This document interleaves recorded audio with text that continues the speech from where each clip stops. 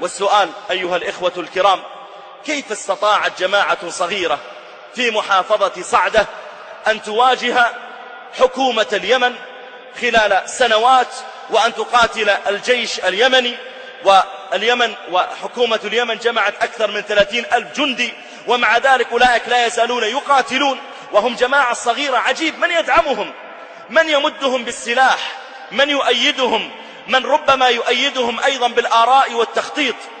إنك إذا تأملت في ذلك وجدت أن إيران الشيعية هي الرأس في هذا، وذلك لأجل أن تحكم القبضة على بلاد التوحيد، لأجل أنك غدا لو تمكنت إيران من بلاد التوحيد وذهبت إلى البقيع لترين الأضرحة فوق القبور، ولترين الزائرين يطوفون عليها، ولترين بعينك من يسجدون لها. وقبل أيام معدودة، قبل أقل من سنة، لما قام عدد من الشيعة سواء من شيعة هذا البلد أو من شيعة إيران، لما قاموا بعدد من المظاهرات حول البقيع وبدأوا يرددون: يا حسين يا حسين، يا علي يا علي، يا حيدرة يا حيدرة، يرددون عند المقابر.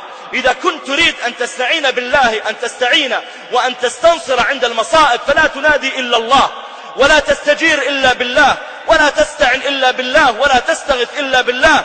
لماذا تنادي بشرا لا يسمع دعاءك إذا دعوته، ولا يجيب نداءك إذا ناديته؟ لكن هذا يدلك على الشرك المتمكن في قلوبهم، فهم يحاولون أن يزعزعوا الأمن بقدر استطاعتهم، ويسوءهم والله كل خير يكون في بلاد التوحيد. لا يزالت إيران تدعم أولئك الشيعة وتؤثر فيهم حتى غلب عليهم المذهب الاثني عشري، وأصبح أولئك يعتقدون كفر الصحابة، يلعنون أبا بكر وعمر، يتنقصون القرآن، يدعون أن عليا والأئمة رضي الله تعالى عنهم يعلمون الغيب، يعتقدون بالرجعة للأئمة، يعتقدون بالمهدية التي سيخرج فيها المهدي من السرداب وما شابه ذلك.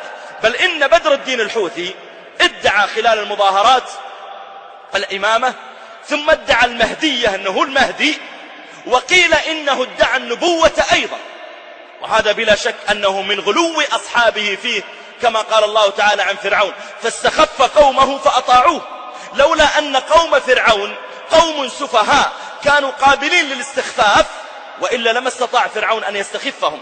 فأولئك السفهاء الذين مع الحوثي لما كانوا قابلين للاستخفاف قال لهم: أنا إمام؟ قالوا صدقت.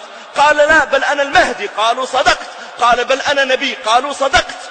فهم لما كانوا سفهاء قابلين للاستخفاف استطاع أن يستخفهم فأطاعوه. أيها الأحبة الكرام، هؤلاء الزيدية من تمسكهم بالتشيع، هؤلاء الحوثيين من تمسكهم بالتشيع أنهم خلال المراسلات بينهم وبين الحكومة اليمنية كانوا يصرون على أن يكون طرف حل المشكلة بينهم هو آية الله السيستاني. ما قالوا والله يحل المشكلة بيننا مثلا هيئة كبار العلماء في السعودية، لجنة الفتوى في الأزهر، إمام الحرم المكي، مجموعة من أئمة الحرمين الشريفين. يعني ما بحثوا عن من يجمع المسلمون على اعتبارهم مشايخ ودعاة وأهل علم، إنما ذهبوا إلى شيخ كبير زنديق فاجر في طرف من أطراف العراق، وقالوا نريد هذا الرجل هو أن يأتي ليحكم بيننا. ولو كانوا يريدون الحق لبحثوا عن أهل العلم وعن أهل السنة وعن أهل القرآن الذين يعظمون القرآن، وطلبوا أن يكونوا هم الذين يحكمون بينهم. وإذا نظرت في قنوات إيران مثل قناة العالم التي أوقفت قبل أيام، وقناة الكوثر، وفي غيرها من القنوات، وجدت أنها تحاول أن تدعم هذا التجمع الحوثي الشيعي بقدر الاستطاعة ضربا لبلاد التوحيد ومأرز الإسلام. ونسأل الله جل وعلا أن يرد كيد أولئك الحوثيين في نحورهم، ونسأل الله أن ينصر إخواننا المجاهدين المرابطين على الحدود الجنوبية. أسأل الله تعالى أن يتقبل شهداءهم، أسأل الله أن يداوي جرحاهم، أسأل الله تعالى أن يصوب رميهم وأن يسدد رميهم، وأن يثبت أقدامهم، وأن يجمع كلمتهم، وأسأل الله أن يرد كيد الحوثيين الشيعة في نحورهم. هذه وصية إلينا جميعا عامة، وهي وصية إلى إخواننا المرابطين المجاهدين في الجنوب، الذين يقاتلون أولئك الشيعة الحوثيين. أيها الأحبة الكرام، إن الحفاظ على بلاد الحرمين الشريفين هو حفاظ على بلاد توحيد وسنة، هو حفاظ على قبلة المسلمين، هو حفاظ على أمن الحجاج والمعتمرين، هو حفاظ على دعوة التوحيد. فإنك تطوف في أرجائها فلا ترى صليبا معلق، ولا ترى كنيسة تضرب بنواقيسها، ولا ترى تماثيل معلقة جهارا نهارا، ولا ترى أضرحة على القبور. ولو وجد شيء من الأضرحة لسارعت الأجهزة الأمنية قبل الشرعية لأجل هدمها والقضاء عليها. ولا ترى شركا عند هذه القبور، بينما تذهب إلى عدد من بلدان المسلمين المتفرقة فترى الكنائس، وربما رأيت الصلبان، وربما رأيت أنواع التبرج.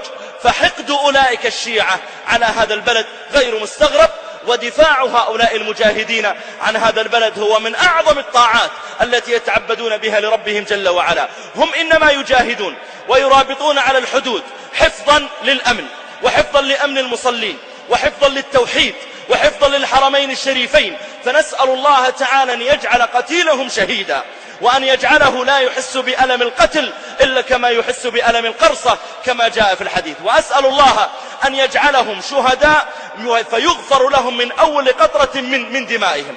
وأسأل الله أن يأتي بشهدائنا هؤلاء يوم القيامة وجروحهم تثعب دما، اللون لون الدم والريح ريح المسك. وأقول لأولئك المجاهدين المرابطين على الحدود: أبشروا، فإن رباط ساعة في سبيل الله خير من قيام وصيام شهر كامل. إن قتالكم هو نصر للحق ودفاع عن الحرمين الشريفين، فاحتسبوا أجركم عند الله جل في علاه. وأقول لأهاليهم: احتسبوا أيضا، فإنهم ما ذهبوا ولله الحمد لأجل خمر يشربونها أو منكر يعاقرونه، إنما خرجوا دفاعا عن بلاد التوحيد. لم يذهبوا دفاعا عن بلد ترفع فيه الصلبان أو النواقيس أو يمكن فيه للمنكرات والخمور والفجور، ذهبوا دفاعا عن قبلة المسلمين. فأقول لأهاليهم جميعا: احتسبوا الأجر بفراقهم عنكم، واعلموا أنكم شركاء لهم عندما يصابون أو عندما يستشهدون، أو إن رجعوا إليكم سالمين غانمين. وقد أخبر النبي صلى الله عليه وسلم أن للشهيد عند الله تعالى خصالا من أعظمها أنه يشفع في 70 من أهل بيته، فليبشر كل من له من ذهب لأجل الجهاد في ذلك الموطن، ليبشر بإذن الله تعالى إن أحسن الله تعالى النية أنه سيشفع في 70 من أهل بيته إن أصيب في سبيل الله. ووالله إن كلنا مستعدون لأجل الدفاع عن بلاد الحرمين الشريفين. والله إن دماءنا لترخص في سبيل الدفاع عن بلاد الحرمين وعن قبلة الإسلام والمسلمين. ووالله إننا لنضحي بجماجمنا ودمائنا في سبيل أن يرفع الله تعالى دينه وأن يعز شريعته، وفي سبيل أن لا يقوم في هذه البلاد شرك. فإذا الإنسان استشعر ذلك وعلم بعظمة ما يقومون به، علم أن الله تعالى قد وفق أقواما لأجل الجهاد في سبيل الله. أسأل الله جل وعلا أن يحفظ بلادنا من كل سوء.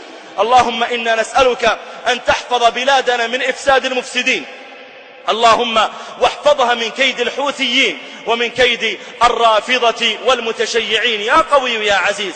اللهم انصر المجاهدين في كل مكان، اللهم انصر المجاهدين في كل مكان. اللهم كن لهم ولا تكن عليهم، وانصرهم على من بغى عليهم. اللهم اجمع كلمتهم، اللهم سدد رميهم، اللهم ثبت أقدامهم. اللهم انصرهم على الحوثيين الشيعة يا قوي يا عزيز. اللهم أمددهم بجند من عندك يا ذا الجلال والإكرام. اللهم من أرادنا أو أراد بلادنا أو أراد شيئا من بلدان المسلمين بسوء فرد كيده في نحره، واجعل تدبيره تدميرا عليه يا قوي يا عزيز. اللهم احفظ بلادنا وجميع بلدان المسلمين من إفساد المفسدين وحسد الحاسدين وكيد الكائدين يا رب العالمين. اللهم وفق ولي أمرنا لما تحب وترضى، اللهم خذ بناصيته للبر والتقوى، اللهم وفقه لهداك واجعل عمله في رضاك، وسائر ولاة أمور المسلمين في كل أرض من أرضك يا ذا الجلال والإكرام. اللهم صل على محمد وعلى آل محمد كما صليت على إبراهيم وعلى آل إبراهيم، وبارك على محمد وعلى آل محمد كما باركت على إبراهيم وعلى آل إبراهيم إنك حميد مجيد. سبحان ربك رب العزة عما يصفون، وسلام على المرسلين، والحمد لله رب العالمين.